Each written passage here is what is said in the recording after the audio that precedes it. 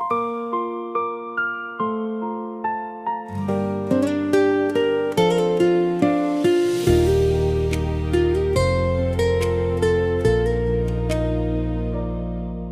ឹករាល់ថ្ងៃយើងជួបគ្នាការបបស្ពីស្មាដើរចូលសាលាកៅមួយជួបគ្នាក្នុងថ្នាក់ស្នាមញញឹមអូនធ្វើឲ្យបេះដូងញ័រលួចមកលូនពេលគ្រូកំពុងបងរៀនពេលអូនញញឹមបេះដូងបងរំភើ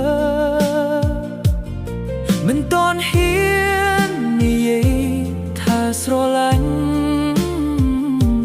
ខ្លាចអូនដឹងហើយរត់ចេញពីបងស្នេហ៍វ័យសិក្សាជាស្នេហ៍ស្អាតបំផុតក្នុងជីវិត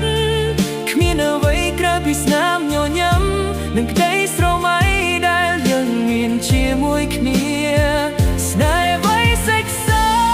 ទោះថ្ងៃនេះយើងឃ្លាតគ្នាឆ្ងាយអនុស្សាវរីយ៍នៅក្នុងសាលានៅតែដកជាប់ក្នុងបេះដូងថ្ងៃប្រឡងយើងលើកទឹកចិត្តគ្នាសរសេរក្តីស្រមៃក្នុងសៀវភៅអនុស្សាវរីយ៍សន្យាថានឹងជួបគ្នាដងទៀតទោះផ្លូវជីវិតខុសគ្នា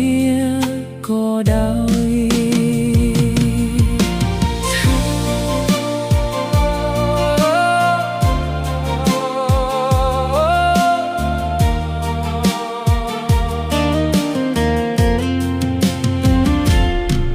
ថ្ងៃបញ្ចប់ការសិក្សាបានមកដល់រូបថតមួយសន្លឹកជំនួពាក្យក្នុងចិត្តទឹកភ្នែកឃ្លាជាមួយស្នាមញញឹមព្រោះដឹងថាដល់ពេលត្រូវបែកផ្លាស់ស្នេហ៍វ័យសិក្សាមិនប្រាដត់ថាបានគូជីវិតតែជាស្នេហ៍ដំបងដែលបងមិនអាចបំភ្លេចមិនថាពេលវេលាកន្លងផុតប៉ុន្មានឆ្នាំ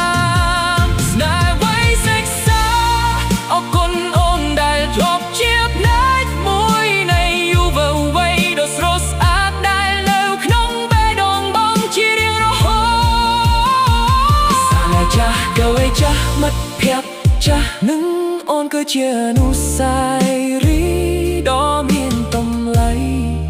បំផុតក្នុងវ័យសិក្សា